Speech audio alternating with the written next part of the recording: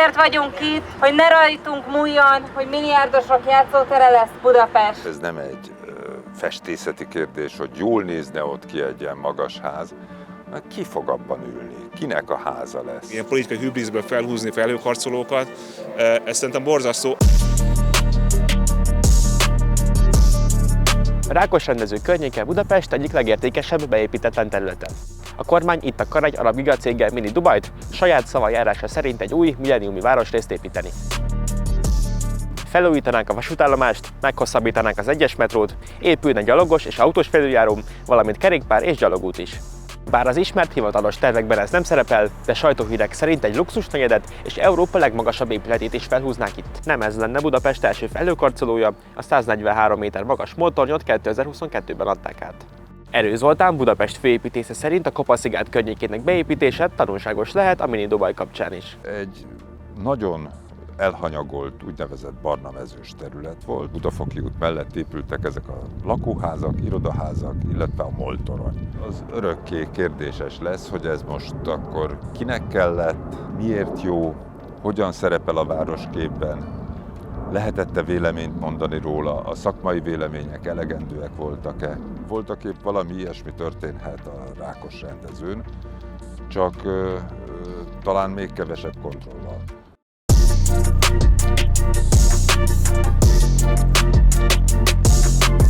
Akkor az volt a megoldás, hogy meggyőzték az önkormányzatokat, hogy fogadják be ezeket. Tehát emögött képviselőtestületi döntések állnak. Ma nem fáradoznak azzal sokszor a központi politika gyakorlói, hogy meggyőzzék az önkormányzatokat, hanem úgynevezett kiemelő rendeletekkel élnek, és a kiemelő rendeletek egy éjszaka alatt születnek, reggel elolvashatjuk a közlönybe, hogy döntött a kormány.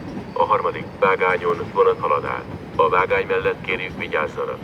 A projektet Lázár János építési és közlekedési miniszter jelentette be, pedig a felhőkarcolókról és a motoronyról még ő is azt mondta, hogy nem szereti őket. Mai napig úgy gondolom, hogy tájsebb a MOL torony, és esztétikai környezetszennyezés. Törvényt is hozott a magasházak ellen, viszont a kormány azzal, hogy kiemelten nyilvánítja a beruházást, kibújik a jogszabály alól. Így épülhetett meg a MOL torony, és így épülhet felhőkarcoló Rákosrendezőn is. Az ősbűn megszületett, hiszen most már van magasház Budapesten, ráadásul a budai oldalon. Egy társadalmi vitát és egy beszélgetést megér az, hogy további magasházakra egyáltalán van-e szükség. Meg fogjuk beszélni ezt a fővárosi önkormányzattal, a főpolgármester úrral és a budapestiekkel is, hogy mi volna Budapestnek jó.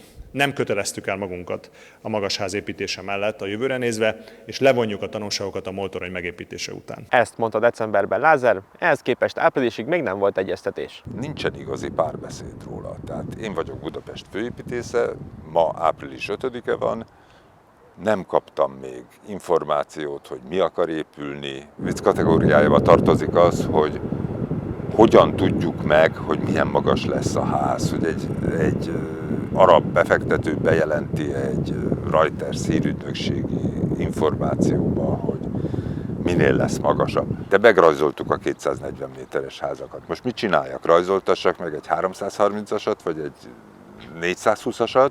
Mindenhonnan nézzük meg, hogy ez felháborító, vagy pedig tényleg kialakul valami párbeszéd. Végre a fejlesztő, a kormány, a főváros, a lakosság, a városlakók közössége között.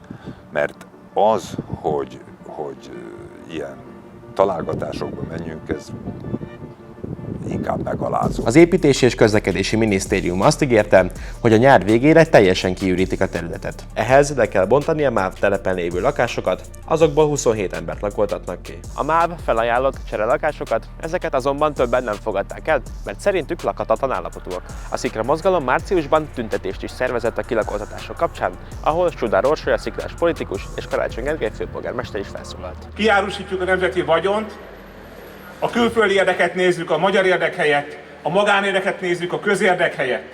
Mi zuglóiak fogjuk nézni és érezni azt, ahogy a kormány eladja a talpunk alól a talajt, hogy elveszti a tiszta levegőnket, és a milliárdosoknak épít a hátsó udvarunkban játszóteret. Egy ország nem abban méri a fejlettségét, hogy hány felhőkarcolója van, hanem abban, hogy mindenkinek van-e tető a feje fölött.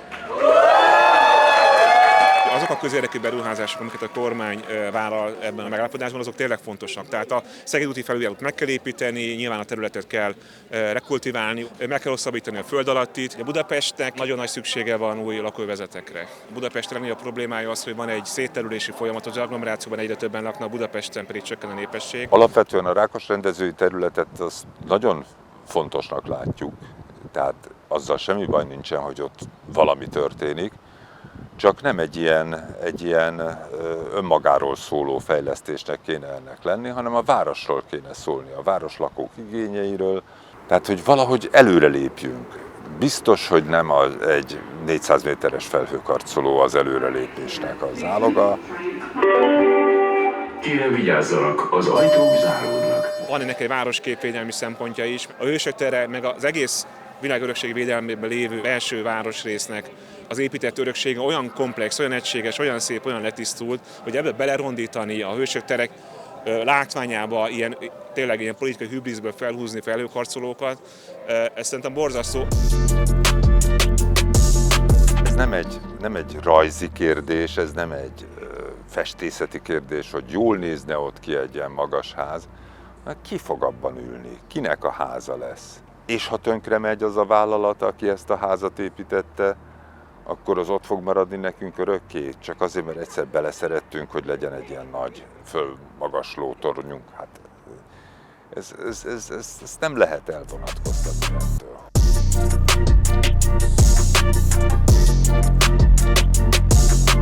Ennyire jó adottságú fejlesztési terület szerintem nem csak Magyarországon, vagy nem csak Budapesten, de szerintem európai léptékben sem nagyon van. Ez a belvárostól van egy köpésre, egy nagy, kompakt, egybefüggő terület nagyon jó közlekedéssel. Hogyha ezt mondjuk a kormány egy nemzetközi ingatlan hasznosítási pályázaton kiírná, akkor sorba állnának a nagy építészfejlesztői irodák és fejlesztőirodák, de hát ugye itt nem verseny van, hanem ki van jelölve az arab befektető. A megaprojektet egy Mohamed Al-Abbad nevű arab üzletember cége kaphatja meg. Ők építették a világ legmagasabb épületét, a Dubai Burj Khalifát, Belgrádban pedig felhúztak egy luxusnegyedet, ami nagyon hasonlít a mini Dubai terveihez. Hát én azt gondolom, hogy kiméljük meg Budapestet ettől a falansztertől. Mi az élhető várost keressük. A belgrádi az nem az. Nyugat-Európában vagy a volt szocialista országokban is nagyon sok helyen látjuk azt, hogy hogyan tud a nagy közönség számára szolgálni a városfejlesztés, és nem csak a leggazdagabbak, a legmagasabb jövedelműek számára.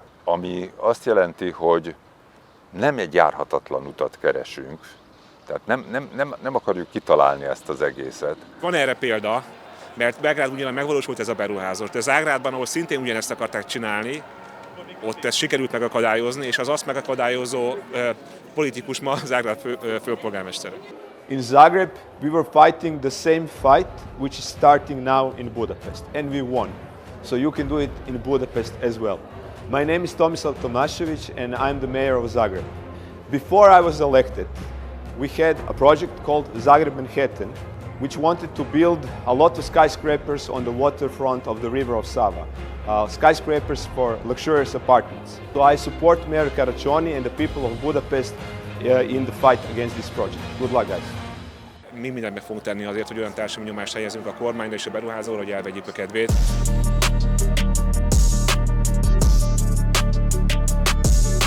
Egy főépítészként megvétózná ezt a mostani beruházást? Nem tudom, hogy mit vétóznék meg, vagy mivel értenék egyet. Ha látom, akkor akár egyet is tudok érteni vele. Ha az a kérdés, hogy egy 400 méteres tornyot Rákos rendezőn megvétóznék-e, akkor azt megvétóznám. Kerestük Lázár Jánost is, minisztériumától azt a választ kaptuk, hogy a beruházással kapcsolatban tartalmi döntés még nem született, jelenleg a terület rendbetétele zajlik.